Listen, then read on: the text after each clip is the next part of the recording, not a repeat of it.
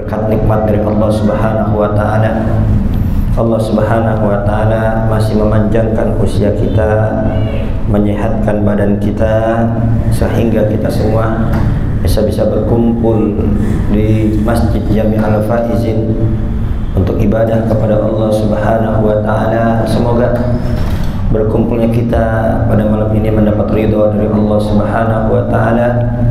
Allah kabulkan segala hajat-hajat kita, baik hajat dunia maupun hajat akhirat. Semoga dipermudah dan dikabul oleh Allah Subhanahu wa taala.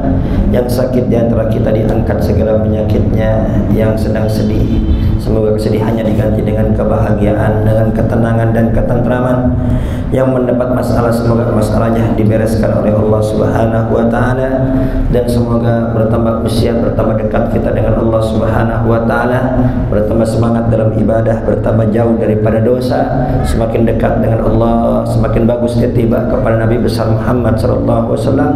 Putra-putri kita semoga dijadikan putra-putri yang saleh was-salihah, menjadi ahlul ilm, menjadi ahlul khasyah, menjadi ahlul sujud, menjadi ahlul Quran. Dan yang belum ibadah semoga diberikan taufik hidayah, dimudahkan untuk ibadah.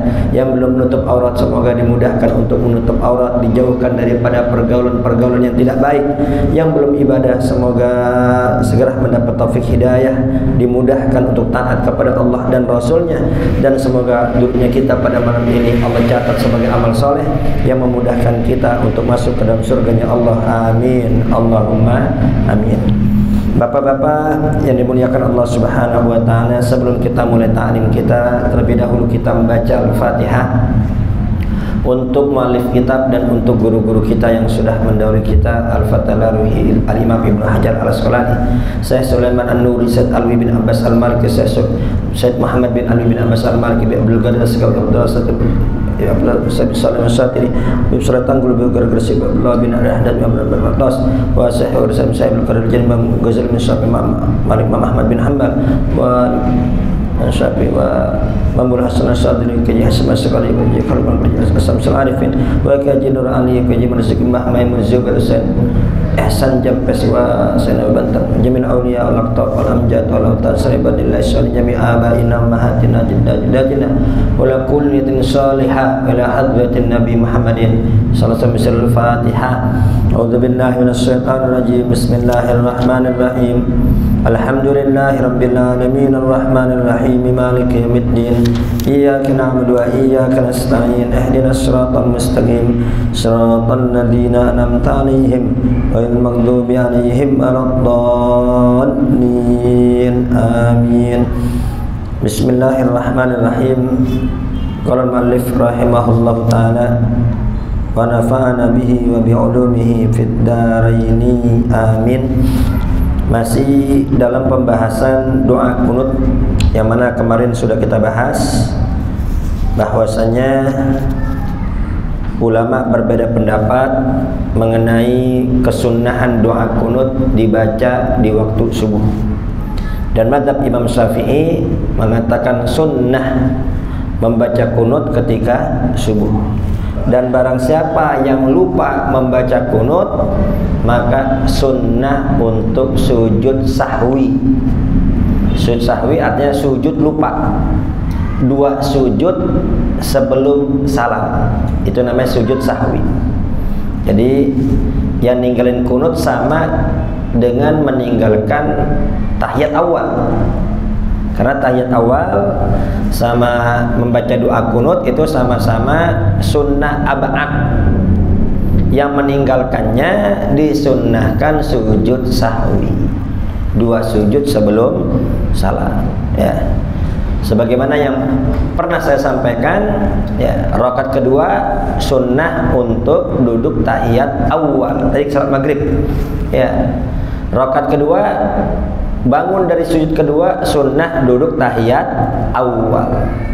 Tiba-tiba lupa, langsung bangun berdiri Allah. Kalau posisi masih di bawah ruku, ingat duduk lagi boleh. Tapi kalau posisi sudah di atas ruku, sudah melebihi batas orang ruku, nggak boleh duduk lagi. Kalau duduk lagi batal. Kenapa? Karena berdiri itu rukun, sedangkan duduk itu sunnah. Ya, apabila sudah ke rukun kembali ke sunnah, maka hukumnya batal. Jadi gimana kalau lupa tahiyat awal ya salat maghrib, imamnya rakaat kedua seharusnya duduk, tiba-tiba imam langsung berdiri, Allah, posisi udah berdiri, nggak apa-apa, subhanallah, nggak apa-apa, biar imam tahu kalau dia salah, seharusnya rakaat kedua duduk, ya. Akan tapi jangan semua subhanallah, cukup yang di belakang imam. Niatnya juga harus double, niat zikir sekaligus niat mengingatkan. Kalau niatnya hanya negor imam, batal dia. Coba tanyain tuh sama yang suka-suka subhanallah, subhanallah, subhanallah, tanyain, ente niatnya apa? Ngingetin imam, udah itu doang, iya, batal. Ya, jadi harus dua niatnya, niat zikir subhanallah sekaligus niat mengingatkan imam.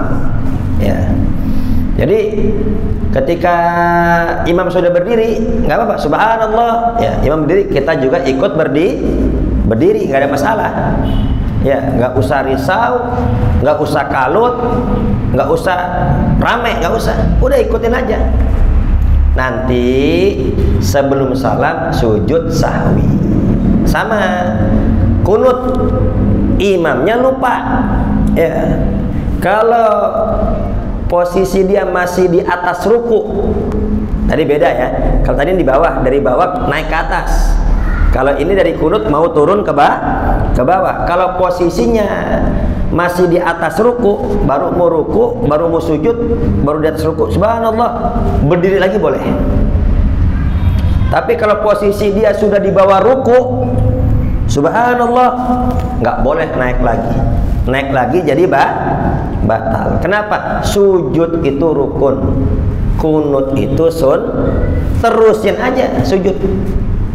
Nanti rakaat terakhir ya sebelum salam sujud sahwi, ya sama baca at-tahiyatul mubarakatus shalawatut thayyibatu lillah, assalamu alayka ayyuhan nabiyyu wa rahmatullahi wa barakatuh, assalamu alayna wa ala ibadillahis salihin, asyhadu an la ilaha illallah wa asyhadu anna Muhammadar Rasulullah. Allahumma sholli ala sayyidina Muhammad wa ala ali sayyidina Muhammad kama shallaita ala sayyidina Ibrahim wa ala ali sayyidina Ibrahim wa barik ala sayyidina Muhammad wa ala ali sayyidina Muhammad kama barakta ala sayyidina Ibrahim wa ala ali sayyidina Ibrahim fil alamin innaka Hamidum Majid. Jangan langsung salam, sujud. Ya, sujud. Bacanya apa? Bacanya subhanalladzi la yanamu wa la yashu. Maha suci Allah yang tidak pernah tidur dan tidak pernah lupa. Kalau manusia tempatnya lupa dan suka tidur, Allah tidak pernah tidur dan juga tidak pernah lupa. Baca subhanalladzi la yanamu wa la yashu. Ternyata kita lupa juga. Kemarin apa ya bacanya ya? Ya udah, baca biasa aja. Ya, subhana rabbiyal a'la wa bihamdi, subhana rabbiyal a'la wa bihamdi, subhana rabbiyal a'la wa bihamdi, seperti biasa. Kalau lupa ya udah baca seperti sujud biasa. Bangun Allahu Akbar, ya baca rabbighfirli warhamni wajburni warfa'ni warzuqni wahdini wa'afini wa'fu anni, sujud lagi. Baca subhanalladzi la yanamu wa la yashu. Kalau lupa baca seperti biasa. Bangun lagi, duduk sebentar, baru assalamualaikum warahmatullahi, assalamualaikum warahmatullahi. Itu namanya sujud sahwi. Sujud lupa, sahwi itu artinya lupa. Dua sujud sebelum salam. Kira-kira bisa dipahami apa tidak, Pak? Ya. Ulang lagi. Jadi ketika lupa tahiyat awal,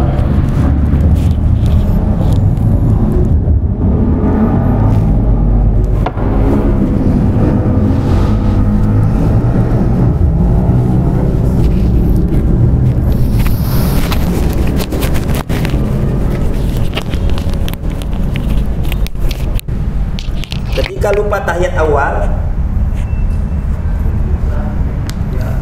ini tahiyat aturan kan habis sujud kedua, rakaat pertama duduk tahiyat awal.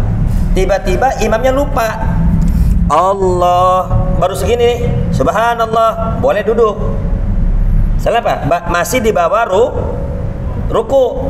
Tapi kalau sudah seperti ini di atas ruku apa tidak? Subhanallah, saya duduk lagi, imam batal. Karena sudah di atas ruku, lanjut saja berdiri. Ini mau subhanallah, biarin aja. Ya, terus berdiri, lanjut. Nah, sama kunut kan? Sami Allahu liman hamidah. Kan kunut aturan. Imam lupa langsung Allah, subhanallah. Ini kan masih di atas ruku nih. Masih di atas ruku. Kalau ini masih di atas ruku, Pak. Subhanallah, ingat. Boleh. Tapi kalau sudah seperti ini di bawah ruku ya. Naik lagi, batal. Lanjutkan saja sujud. Nah, jadi dua kasus ini kan ya. Dua kasus Pak Haji. Lupa tahiyat awal sama lupa kunut. Dua kasus ini sama. Disunnahkan sujud sahwi. Apa sujud sahwi? Dua sujud sebelum salam. Dua sujud sebelum salam. Jadi ketika terakhir sama seperti biasa baca at-tahiyat sampai fil alamin innaka hamidum majid. Aturan salam. Jangan langsung salam. Sujud.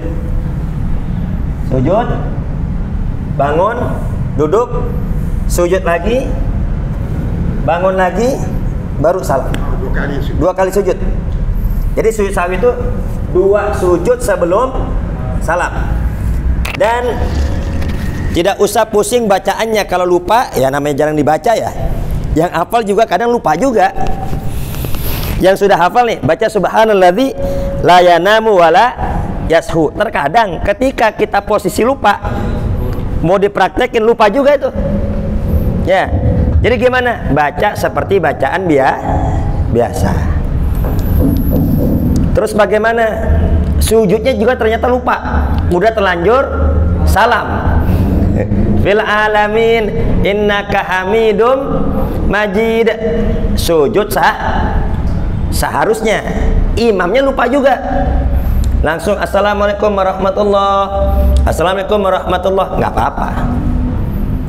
Kan cuman sunnah. Ya cuman tuh lupa di atas lupa itu namanya. Lupa di atas lupa. Dan itu pernah kejadian di Al-Faizin. Ya. Dulu waktu subuh-subuh Ramadan. Ya, dulu Ramadan pernah ustadz dari sana ya ketika subuh lupa kunut. Nah, pas terakhir juga lupa sujud sahwi ya. Kata dia, ini saya bukan anti kunut kata dia, tapi saya lupa kunut dan mau sujud sahwi juga saya lupa. Udah lupa double itu deh. Ya, lupa di atas lupa. Dan nggak usah risau, sholat kita tetap sah. Ya, tetap sah. Imamnya juga nggak usah diomelin. Ya, mungkin dia lupa juga. Ya, mungkin dia lupa juga. Kira-kira jelas Pak tidak nih? Jelas Pak ya? Nggak apa-apa. Jadi kalau merasa kurang jelas, nggak apa-apa diulang lagi. Jadi kita belajar santai. Kita belajar nggak usah buru-buru. Kita belajar santai. Ya, yang penting bisa dipahami. Ya, jadi dua kasus ini Pak. Tahiyat awal dan juga kunut ya ini sama. Apabila lupa maka sunnah bukan wajib, sunnah sujud sahwi ya. Kalau lupa ya udah nggak ada masalah. Dan bagi bapak-bapak nggak usah ragu-ragu kalau di rumah lupa untuk kunut, tetap sujud sahwi. Waduh saya nggak hafal bacaan sujud sahwi, baca seperti biasa saja. Baca seperti bacaan sujud biasa. Kira-kira gampang Pak tidak Pak? Gampang Pak ya? Ya. Baik. Kemarin kita masih mengenai makna doaku kunut. Kemarin sudah kita terjemahkan setengah ya. Allahumma hdini fiman ada, artinya Allah tetapkan kami dalam hidayah ya. Sebagaimana kau tetapkan hidayah kepada para nabi, kepada para siddiqin, kepada para syuhada, orang-orang yang mati syahid, dan juga orang-orang yang soleh. Karena apa? Ini patokan kita bil khawatim. Patokan kita nanti di akhir. Ini jangan sampai kita rajin ibadah, kita rajin ngaji, di akhir hayat wafat su'ul khatimah, iman Islam dicabut oleh Allah Subhanahu wa ta'ala. Ada seorang guru, seorang ulama, wali hebat, jauh-jauh dari sebelum Idul Adha dia sudah membeli kambing.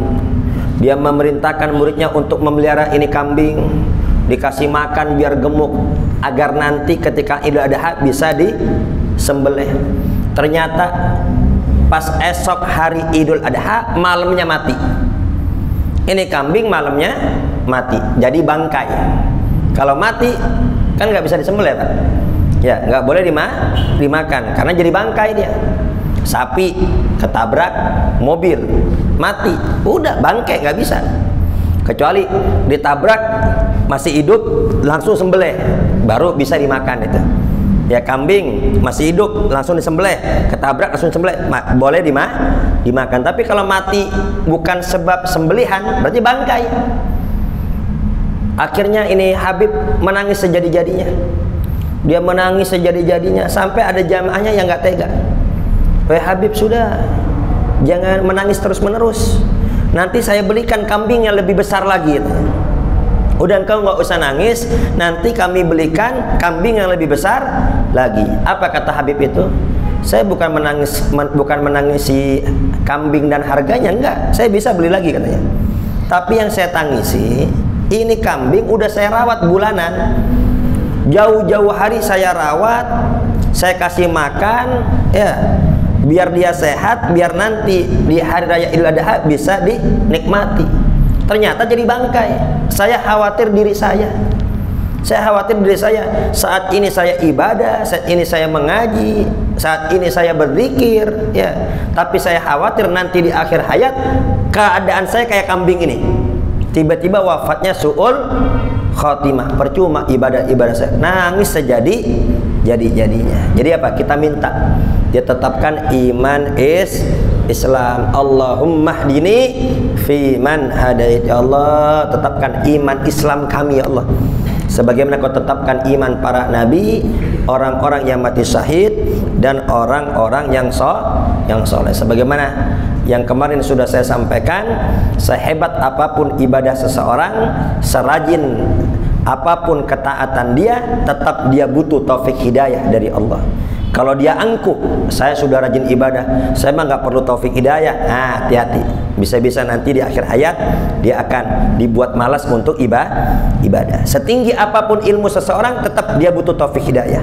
Kalau dia sombong, saya udah pintar, saya sudah alim, saya tidak butuh taufik hidayah, nanti dengan ilmunya akan disesatkan oleh Allah Subhanahu wa ta'ala. Wa afini fi man afait. Ya Allah, jaga kami, jaga aku dari bala dan juga dari bujukan hawa nafsu.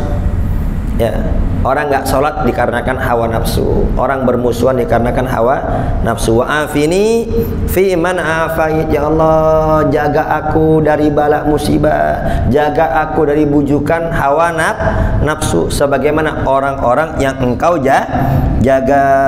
Ya, kita minta penjagaan dari Allah Subhanahu wa ta'ala. Wa barik li fima a'tait. Ya Allah, tambahkan semua rezeki yang sudah kau berikan kepada aku, tambahkan ya Allah, dan jadikan kebaikan dunia dan juga kebaikan akhirat. Ini jangan sampai cuma nikmat dunia saja, nanti di akhirat kami celaka. Enggak. Kami minta enak dunia, enak akhirat. Nikmat dunia, nikmat akhirat. Ya, jangan sampai itu nikmat hanya di dunia saja, nanti di akhirat jadi bala musibah. Na'udzubillah min dzalik. Wa qini syarra ma qadait. Dan jaga aku ya Allah dari keburukan ketentuan Engkau. Takdir baik dan takdir buruk dari Allah Subhanahu wa ta'ala. Kita minta agar dijaga, dijauhkan dari takdir buruk. Seandainya takdir buruk tersebut mengenai kita, ya, karena yang namanya bala dan musibah mayazal bala bil mu'mini wal mu'minati fi nafsihi wa waladihi wa malihi hatta yalqallaha wa ma alaihi khati'ah. Yang namanya ujian, cobaan, musibah akan terus-menerus dialami oleh orang-orang beriman. Baik itu mengenai dirinya, ya, tadinya sehat tiba-tiba sakit, ya, atau diganggu orang, atau difitnah orang, atau didolimi orang, atau wawaladihi, atau putrinya ada yang sakit, ya, ada yang harus ada di rumah sakit dan lain sebagainya, atau ada yang tidak taat, ini juga ujian dari Allah. Wa malihi, hartanya, tadinya usahanya maju tiba-tiba bangkrut, tadinya pekerjaannya enak tiba-tiba putus kontrak. Nah, ini semua ujian cobaan dari Allah, ya. Sampai kapan nih? Hatta yalqallaha wa ma alaihi khati'ah, sampai berjumpa dengan Allah tidak memiliki dosa satu pun. Jadi ujian cobaan ini akan terus-menerus mengenai orang beriman. Akan tapi itu semua menjadi penghapusan dosa. Ya, karena kita sering berbuat dosa tapi istighfar kurang. Sering berbuat dosa tapi istighfar suka lupa. Kalau ditanya mau surga apa neraka? Surga, kan repot ini. Berbuat dosa terus menerus, istighfarnya kurang. Ditanya mau surga gak? Surga, tapi istighfar kurang. Bagaimana caranya? Dikasih musibah oleh Allah, dikasih ujian oleh Allah, dikasih masalah oleh Allah. Kalau dia sabar, itu menjadi penghapusan dosa. Wa qini syarra ma qadait, ya Allah jaga aku dari takdir Engkau yang buruk, agar kita dijauhkan. Seandainya kita kena, ya tetap kena, maka akan diberi ketenangan, ketentraman, kesabaran dari Allah Subhanahu wa ta'ala. Jadi kita minta dijauhkan, jangan minta datang musibah, jangan minta datang bala, jangan minta Allahumma inna nas'alukal afwa wal afiyah, minta selamat, minta sehat, minta aman. Kalau tiba-tiba datang itu ujian, ya udah sabar, jangan berkeluh kesah. Dengan kita sabar, dengan kita tenang, itu berarti apa? Jawaban dari doa kita, wa qini syarra ma qadait, ya Allah jaga aku dari takdir Engkau yang buruk. Jadi jangan sampai ketika takdir itu datang kita berkeluh kesah, kita tidak ridho, ya, kita marah, kita stres, apalagi sampai nekat bunuh diri. Na'udzubillah min dzalik. Fa innaka taqdi wa la yuqda alaik, ya, bahwasanya engkaulah yang memutuskan, engkau yang menakdirkan, engkau yang menentukan, ya, semua kejadian di alam dunia ini atas takdir dan ketentuan dari Allah Subhanahu wa ta'ala. Tidak ada yang dapat menolak takdir Allah, ya, tidak ada yang dapat menolak takdir Allah. Allah yang menentukan dan tidak ada yang menentukan selain Allah. Wa innahu la yadhillu man walait, ya, dan sesungguhnya tidak akan hina, ya, tidak akan hina hamba-hambamu yang soleh. Jadi hamba-hamba Allah yang soleh itu tidak akan dihinakan nanti di akhirat, ya. Seandainya dia mendapat ujian, mendapat musibah, ya, dianggap hina itu hanya secara zahir saja, ya, tetapi hakikatnya dia tambah tinggi derajatnya di sisi Allah Subhanahu wa ta'ala. Sebagaimana ketika hijrah, itu para sahabat Nabi besar Muhammad sallallahu alaihi wasallam secara zahir mereka semua rugi. Secara zahir mereka semua terhina. Kenapa? Harus meninggalkan rumahnya, harus meninggalkan keluarganya, meninggalkan tanah airnya, pergi ke Madinah, meninggalkan harta bendanya. Secara zahir terhina. Tapi tidak, ya, di sisi Allah derajat mereka semakin tinggi. Dan setelah beberapa tahun lamanya kembali lagi ke kota Mekah, Fathul Mekah, semua sahabat yang dulu kehilangan rumahnya kembali menjadi miliknya lagi. Jadi secara zahir sahabat kehilangan semuanya, tapi hakikatnya semua dikembalikan oleh Allah Subhanahu wa ta'ala, bahkan ditambah dan diganti dengan yang melimpah, ya. Jadi intinya orang-orang yang soleh ini tidak akan dihinakan oleh Allah Subhanahu wa ta'ala, ya. Ujian, musibah dan lain sebagainya itu hanya secara zahir saja kelihatannya hina, tapi tidak. Di sisi Allah semakin tinggi derajatnya di sisi Allah Subhanahu wa taala. Wala ya'izzu man adait, dan tidak akan mulia orang yang memusuhi engkau. Ya, tidak akan mulia orang yang bermaksiat, tidak akan mulia orang yang tidak taat kepada Allah Subhanahu wa taala. Seandainya terlihat mulia di dunia, ya itu hanya sesaat saja, itu hanya istidrat saja.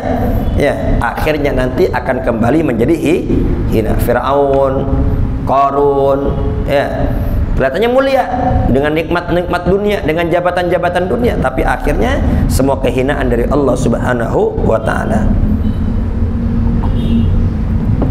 Tabarakta Rabbana wa ta'alait. Ya. Ya Allah, tambahkan keberkahan Kau dan kebaikan Engkau.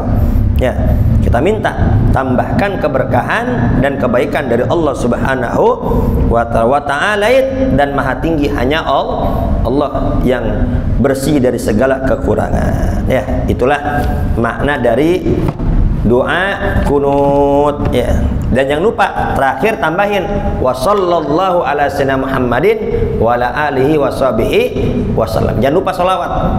Lupa sholawat sama saja nanti sunnah sahwi juga, karena sholawatnya juga itu termasuk bagian sunnah ab'ad.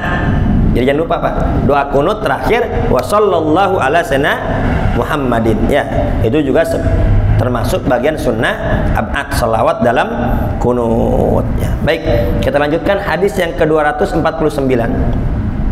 An Abi Hurairah radhiyallahu anhu qala, dari Abu Hurairah semoga Allah meridai beliau berkata, qala Rasulullah sallallahu alaihi wasallam, telah bersabda Nabi besar Muhammad sallallahu alaihi wasallam, idza sajada ahadukum fala yabruku kama yabrukul ba'ir. Apabila salah seorang dari kalian sujud, maka jangan berlutut sebagaimana berlututnya onta. Ya, jangan sampai berlutut sebagaimana berlututnya onta. Wal yadaihi qabla rukbataihi, dan letakkan kedua tanganmu apabila ingin sujud, letakkan kedua tanganmu sebelum kedua dengkulmu. Ya, akhrajahu tsalatsa. Akan tapi hadis yang kedua ini bertentangan dengan hadis yang kedua. Ra'aitun nabiyya sallallahu alaihi wasallam, aku pernah melihat Nabi besar Muhammad sallallahu alaihi wasallam, idza sajada, apabila sujud, wada'a rukbataihi qabla yadaihi, beliau meletakkan kedua lututnya terlebih dahulu, baru kedua tangannya. Ya, jadi makna secara global di sini Nabi besar Muhammad sallallahu alaihi wasallam ya memerintahkan kita jangan sampai sujudnya, berlututnya sebagaimana berlututnya hewan. Jangan sampai ketika sujud dan ruku itu seperti hewan. Nah, di sini ada dua hadis. Hadis yang pertama, kalau mau sujud taruh kedua tangan dulu baru kedua lutut. Kalau ngikutin hadis yang pertama, maka ketika mau sujud Allahu Akbar, tangan dulu baru kedua lutut. Ini hadis yang pertama. Tapi hadis yang kedua, ya, di sini dijelaskan apabila sujud maka letakkan kedua lututmu terlebih dahulu. Lutut dulu baru nanti kedua tangan. Ya. Nah, yang benar yang mana ini? Disebutkan oleh Ibnul Qayyim ya, bahwasanya ini bisa jadi Abu Hurairah hadis yang pertama terbalik. Hadis yang pertama tadi terbalik. Seharusnya bicaranya apa? Letakkan dulu kedua lututmu baru kedua tangan. Jadi yang benar nih hadis yang kedua. Jadi kalau mau sujud maka letakkan dulu kedua lututnya baru nanti kedua tangannya. Ya, karena sudah jelas kita semua nggak boleh sama dengan hewan. Akan tapi kata Imam Nawawi ini dua-duanya betul. Ya, dulunya memang diperintah tangan dulu baru lutut. Akan tapi akhirnya perintah tersebut memerintahkan lutut dulu baru kedua tangan. Ya. Jadi intinya di sini ya bisa jadi hadis yang pertama itu salah nyebut terbalik. Ya, jadi bukan tangan dulu tapi kaki kedua lutut dulu. Baik, kesimpulannya hadis ini memberi pelajaran kepada kita semua larangan untuk sama dengan hewan ketika sholat. Dan yang kedua, dianjurkan mendahulukan kedua lutut baru nanti kedua tangan ketika mau sujud. Kira-kira jelas seperti apa, Pak? Jelas Pak ya. Jadi kalau ada hadis, dengar hadis tangan dulu baru lutut, itu hadis terbalik. Itu hadis terbalik ya. Makanya hadisnya itu mutqarib ya. Itu hadis terbalik, bisa jadi itu kedua lutut dulu baru nanti kedua tangan. Kecuali ada keadaan orang yang sakit. Ini orang sakit nggak bisa dia. Ya, nggak bisa langsung lutut dulu, nggak bisa dia karena sakit. Mau nggak mau dia harus tangan dulu baru nanti lutut. Dalam keadaan sakit tidak normal maka tidak mengapa, boleh yang seperti itu. Tapi dalam keadaan normal, dalam keadaan sehat, kedua lutut terlebih dahulu baru nanti kedua telapak tangan ya. Di sini bisa semua Pak ya, lutut dulu Pak ya.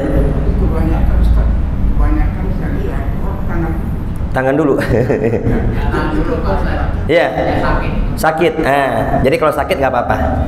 Ya, yang sakit tidak jadi masalah. Lagi pula kan ini perintahnya perintah sunnah, bukan perintah wajib. Akan tapi meskipun perintah sunnah bagi yang sehat, ya terutama yang muda-muda ini, ya lutut dulu. Tapi bagi yang sepuh, ya bagi yang sepuh, ya yang sudah ada penyakit dan lain sebagainya, maka boleh tangan dulu baru lutut. Gak apa-apa. Ya, jadi Pak Kasino jangan risau, ya sholatnya tetap sah, ya dan tetap dapat pahala sunnah. Kenapa kok bisa dapat pahala sunnah? Ya kan karena faktor sakit. Kalau faktor sehat, ya Allah, saya kalau faktor sehat mah saya lutut dulu. Tapi karena faktor sakit, mau nggak mau tangan dulu. Ya, jadi jelas Pak ya. Baik. Hadis yang ke-250. An Ibnu Umar radhiyallahu anhuma, dari Abdullah bin Umar, semoga Allah meridhai keduanya. Anna Rasulullah sallallahu alaihi wasallam, bahwasannya Nabi besar Muhammad sallallahu alaihi wasallam, kana idza qa'ada lit-tasyahhud, apabila beliau duduk untuk tasyahud, wada'a yadahul yusra ala rukbatil yusra, tangan kiri ditaruh di atas lutut kiri, ya, wal yumna alal yumna, tangan kanan diletakkan di atas lutut yang kanan. Tapi begini Pak, ya ini lutut rata begini, ya. Jangan dipegang di ujung ini. Ya, memang sah juga, tapi nggak sunnah.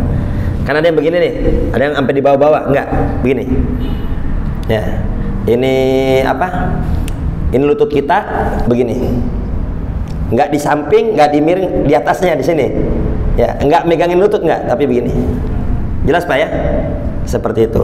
Nah, yang kanan ketika tasyahud awal atau tasyahud akhir itu kok ada salatan wa khamsin, membuat ikatan 53, nomor 53, wa asyara bi usbuhis sababah, beliau mengisyaratkan dengan jari telunjuknya. Rawahu Muslim ya. Al makna ijmali, makna secara global, kaifama qa'adal musolli litasyahud ajza'a, ya, orang yang sholat duduk posisi bagaimanapun sah. Ini catatan nih. Ini bagi yang sakit nggak usah risau, nggak usah sedih, ya. Orang yang duduk tasyahud, duduk posisi bagaimanapun sah. Duduk bagaimanapun sah. Mudah apa tidak Pak? Mudah sekali agama. Ya, jadi nggak ada alasan. Saya sakit, saya nggak bisa duduk tahiyat, saya nggak bisa sholat. Nggak ada alasan nggak sholat. Duduknya bisanya bagaimana? Ya udah sah. Ya. Lakin as-sifatul kamilah, akan tapi yang sempurna hiyallati bayyana al-hadis, yang dijelaskan oleh hadis ini. Ya. Apabila duduk tasyahud, ya tasyahud awal duduk seperti biasa, ya seperti duduk antara dua sujud. Kalau tasyahud akhir, duduknya kaki kiri dikeluarin dari kaki kanan seperti biasa umumnya di sini. Ya, itu yang sempurna.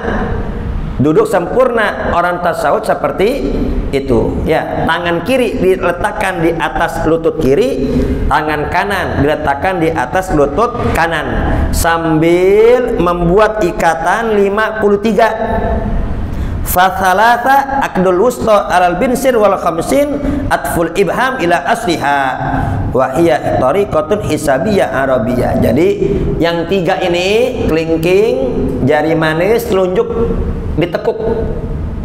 Ini 3 nih. Kelingking, jari manis, telunjuk ditekuk. Ya. Ini 3 nih. Kan 53. Ini 3, ini gambaran 3. Nah, 5-nya dari mana? Telunjuk diletakkan di atas jempol. Telunjuk diletakkan di atas jempol. Ini 5 itu, nomor 5 dalam Arab itu bulat, Pak. Bulat itu 5. Jadi bulat itu 5 dalam Arab itu. Ya. Jadi 5 3 maksudnya seperti itu. Jadi seperti ini, Pak, ya. Letaknya seperti ini nih. Ya, ketika tahiyat awal dan tahiyat akhir, taruh di apa? Di atas lutut kita. Pas begini nih, pas di pinggirannya. Yang ini rata begini, yang ini begini. Ya. Kemudian nanti ketika asyhadu alla ilaha illallah, baru telunjuk diangkat seperti ini. Boleh 2. Ya, telunjuk diangkat seperti ini. Ya, jangan terlalu tegak ke atas. Jangan terlalu tegak ke atas, ya. Akan tapi agak ke bawah dikit gini. Ya. Jadi nggak terlalu tegak, agak ke bawah dikit. Dan nggak ke bawah juga nggak, agak ke bawah dikit aja. Jangan terlalu tegak seperti ini. Ya. Dan sunnah juga ada yang seperti ini. 2 begini, sama jempolnya. Sama jempolnya begini. Itu juga sunnah. Ada juga hadisnya sih. Ya, jadi nggak usah risau. Jadi ini madzhab Imam Syafi'i, ada yang seperti ini telunjuk saja, ada juga yang sama jempolnya begini. Ya, jadi tidak usah risau. Ya, kalau ada yang begitu, wah ini lain aliran sama kita, enggak. Sama kita sama. Itu ya. Nah, jelas, Pak, ya. Jadi telunjuk pas illallah baru itu ditunjukkan. Nah, kemudian di sini ada pembahasan kenapa kok ketika asyhadu alla ilaha illallah kita menunjuk dengan telunjuk ini litisoliha biniyatil qalbi. Ya. Wa summiyat sababa li'annahum kanu yusiruna biha fi sabbi indal mukhasamah wa nahwiha. Karena ketika kita menunjuk seperti ini apa? Nyambung ke hati. Ya, maksudnya saya bersaksi tidak ada Tuhan yang berhak disembah kecuali Allah. Ya, nyambung ke hati, isyarat kepada Allah zat yang Maha Esa. Dan lagi pula ini telunjuk ini juga bisa dipakai, biasa dipakai orang kalau lagi marah, lagi berdebat, lagi musuhan. Ini kadang telunjuk dipakai, ya, untuk berantem. Ini telunjuk. Ya, akan tapi di sini, ya, kita isyarat seperti ini isyarat tahlil kepada Allah Subhanahu wa Ta'ala. Jadi bukan hanya dalam sholat, Pak. Ketika kita menyebut la ilaha illallah, sunnah begini. Sunnah kita tangan begini. Ya, telunjuk begini. La ilaha illallah, sunnah. Dalam sholat asyhadu alla ilaha illallah. Ya, seperti itu. Nah, pelajaran apa dapat kita ambil dari hadis ini? Yang pertama, sunnah meletakkan kedua tangan di atas kedua lutut ketika duduk tasyahud. Dan yang kedua, sunnah, ya, menggenggam semua jari, akan tapi nih telunjuk sama jempol disisahkan seperti ini.